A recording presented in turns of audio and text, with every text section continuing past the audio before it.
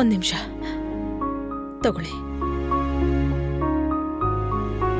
ತುಷಾರ್, ನೀನ್ ಯಾಕೆ ತಿನ್ನೋದ್ ಬಿಟ್ಟು ಹೋಗ್ತಿದ್ಯಾ? ಅನು ಇದಾಳಲ್ಲ, ಕರ್ಕೊಂಡು ಹೋಗ್ತಾಳೆ. ಹೋಗಿ, ನಾನ್ ಜಮುನ ಹತ್ರ ತಿಂಡಿ ಕಳಿಸ್ತೀನಿ.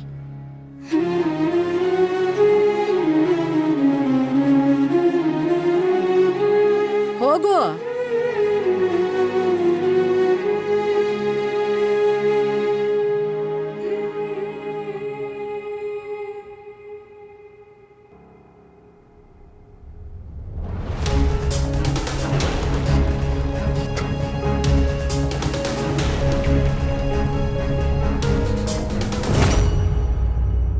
ಹುಷಾರು. ವಾಟ್ ದ ಹೆಲ್ ಚಿಕ್ಕಮ್ಮ?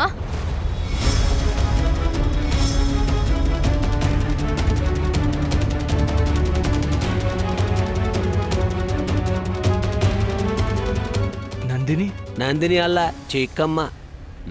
ಚಿಕ್ಕಮ್ಮ ಅಂದ್ರೆ ಕಾವ್ಯ.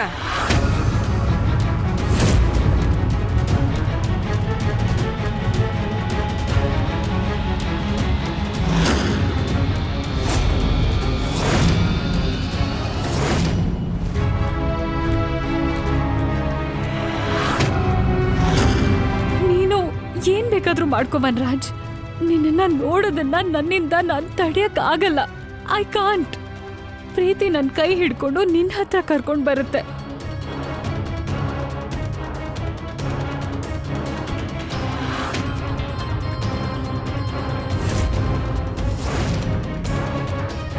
ನೀವೆಲ್ಲ ಯಾಕೆ ಬಂದಿದ್ದೀರಾ?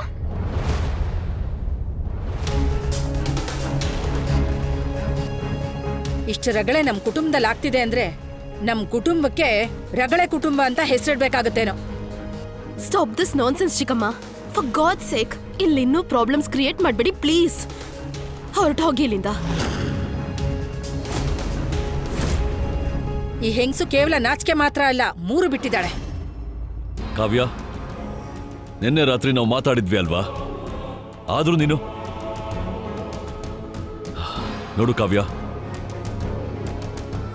ನನಗೆ ಅರ್ಥ ಆಗುತ್ತೆ. ನಿನ್ನ ಎಮೋಷನ್ಸ್, ನಿನ್ನ ಸೆಂಟಿಮೆಂಟ್ಸ್, ನಿನ್ನ ಕೋಪ, ನಿನ್ನ ಇನ್ಸೆಕ್ಯೂರಿಟಿ ಎಲ್ಲ ಅರ್ಥ ಆಗುತ್ತೆ ನನಗೆ. ಆದ್ರೆ ನೀನು ಅರ್ಥ ಮಾಡ್ಕೊಳ್ಳೋದಕ್ಕೆ ಪ್ರಯತ್ನ ಪಡು. ನಾನು ಹೇಳಿದ್ದೆ ನಿನಗೆ ಐ ನೀಡ್ ಸಮ್ ಟೈಮ್. ಆದ್ರೂ ನೀನು ಗಂಟು ಮುಟ್ಟೆ ಕಟ್ಕೊಂಡು ಇಲ್ಲಿಗೆ ಬಂದ್ಬಿಟ್ಟಿದ್ಯಾ.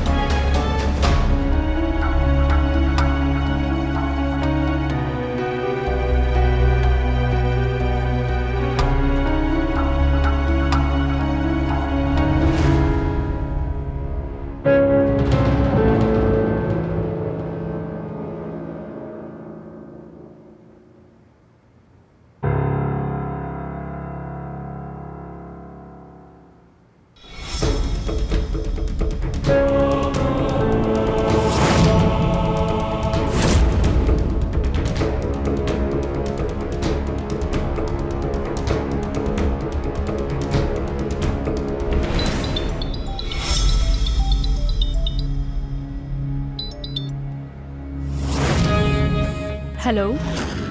ಏನಿದೆಲ್ಲ ಕಾವ್ಯ? ಪ್ರೀತಿವಿ ನೀನ್ ಹತ್ರ ಬರಕ್ ಬಿಡಲ್ಲ, ಪ್ರೀತಿ ದೂರ ಹೋಗಕ್ ಬಿಡಲ್ಲ. ಅದಕ್ಕೆ ನಾನ್ ಯೋಚಿಸ್ದೆ, ಜೊತೆ ಇಲ್ಲ ಅಂದ್ರೂ ನಾನ್ ನಿನ್ ಹತ್ರ ಆದ್ರೂ ಇರ್ಬೋದಲ್ವಾ? ಇದು ಪ್ರೀತಿ ಅಲ್ಲ, ಹುಚ್ಚುತನ. ಇದೇ ಹುಚ್ಚತನ ನಿನ್ಗೆ ಮುಂಚೆ ಪ್ರೀತಿ ಅನ್ಸ್ತಿತ್ತು ವಿ. ಈ ತರ CCTV ಕ್ಯಾಮ್ರಾ ಆಗಿ ನೀನು ನೆಮ್ಮದಿಯಾಗಿರೋದಕ್ಕಾಗಲ್ಲ, ನಾನು ಕೂಡ. ಅಟ್ಲೀಸ್ಟ್ ಉಸಿರಾಡ್ಬೋದಲ್ವಾ ನಾನು? ನಿನ್ನಿಂದ ದೂರ ಆಗಿ ಉಸಿರಾಡಕ್ಕೂ ಆಗ್ತಿಲ್ಲ ನನ್ಗೆ. This is crazy. Love is crazy V.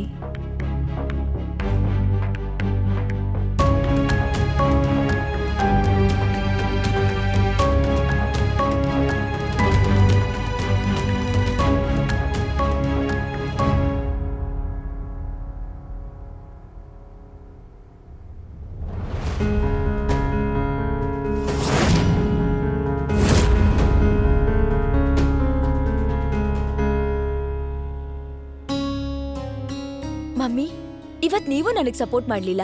ಅಜ್ಜಿಗಂತೂ ಹೇಗೋ ನನ್ ಮಾತು ಅರ್ಥ ಆಗಲ್ಲ. ಆದ್ರೆ ನೀವೇ ಹೇಳಿ, ನಾನೇನಾದ್ರೂ ತಪ್ಪು ಮಾತಾಡಿದ್ನಾ? ಮಗಳೇ, ನೀನ್ ತಪ್ಪು ಮಾಡ್ತಿಲ್ಲ. ಆದ್ರೆ ಮಾತಾಡ್ತಿರೋ ರೀತಿ ತಪ್ಪು. ಒಂದ್ ವೇಳೆ ಒಳ್ಳೆ ಮಾತನ್ನ ತಪ್ಪಾದ ರೀತಿಲಿ ಹೇಳಿದ್ರೆ ಅದ್ಯಾರಿಗೂ ಹಿಡ್ಸೋದಿಲ್ಲ. ದೊಡ್ಡೋರ್ ಹತ್ರ ಮಾತಾಡ್ಬೇಕಾದ್ರೆ ಯಾವಾಗ ಮಾತಾಡ್ಬೇಕು ಅನ್ನೋದು ಗೊತ್ತಿರ್ಬೇಕು, ಹಾಗೆ ಯಾವಾಗ ಮಾತಾಡಬಾರ್ದು ಅನ್ನೋದು ಗೊತ್ತಿರ್ಬೇಕು. ನನಗ್ ಜಾಸ್ತಿ ಇಂಗ್ಲಿಷ್ ಬರಲ್ಲ, ಆದ್ರೆ ಇಷ್ಟಂತೂ ಗೊತ್ತಿದೆ, ಇಂಗ್ಲಿಷಲ್ಲಿ ದೊಡ್ಡೋರಿರ್ಲಿ ಚಿಕ್ಕೋರಿರ್ಲಿ ಅವ್ರನ್ನ ಯು ಅಂತ ಕರೀತಾರೆ. ಆದ್ರೆ ನಮ್ಮಲ್ಲಿ ದೊಡ್ಡೋರ್ನ ಯಾವಾಗ್ಲೂ ನೀವು ಅಂತ ಕರಿತೀವಿ. ಹಾಗೆ ಕರಿಬೇಕು. ಯಾಕಂದ್ರೆ ನೀವು ಮತ್ತೆ ನೀನು ಮಧ್ಯೆ ಇರೋ ವ್ಯತ್ಯಾಸನೇ ಪರಿವಾರವನ್ನಾಗಿಸುತ್ತೆ. In fact I am shocked. ಇಷ್ಟೆಲ್ಲ ಆದ್ಮೇಲೆ ಕೂಡ ಇವ್ರು ಯಾವ ಮುಖ ಹೊತ್ಕೊಂಡು ಇಲ್ಲಿದ್ದಾರೆ ಅಂತ. ನನ್ನಲ್ಲಿ ಅಷ್ಟೊಂದು ಧೈರ್ಯನೂ ಇಲ್ಲ, ನನ್ನಲ್ಲಿ ಅಷ್ಟೊಂದು ಪೇಷನ್ಸೂ ಇಲ್ಲ ಇದನ್ನೆಲ್ಲ ಸಹಿಸ್ಕೊಳ್ಳೋಷ್ಟು.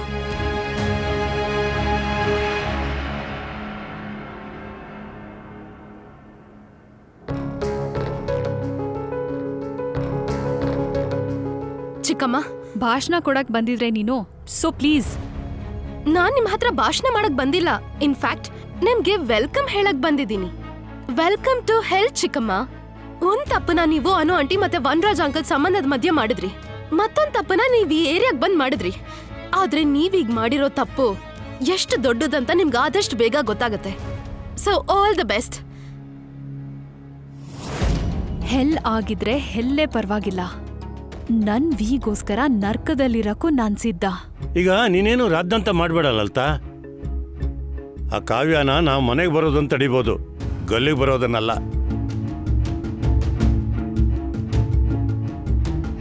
ಲಲಿತಾ,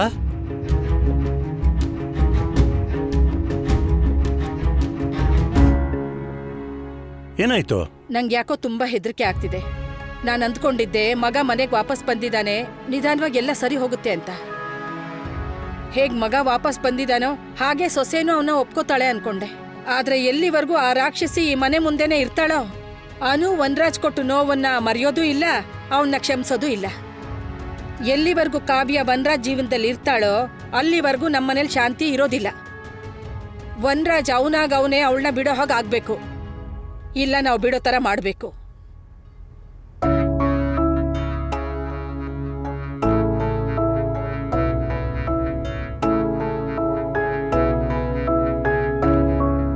ಪಾಪ ಕ್ಯಾಬ್ ನಮ್ಮ ರೋಡಲ್ಲೇ ಬರ್ತಿದೆ. ಅರೆ, ಈ ಕ್ಯಾಬ್ ಅಲ್ಲೇ ಯಾಕೆ ನಿಂತ್ಕೊಳ್ತು? ಪರವಾಗಿಲ್ಲ, ಬರುತ್ತೆ ಬಿಡು.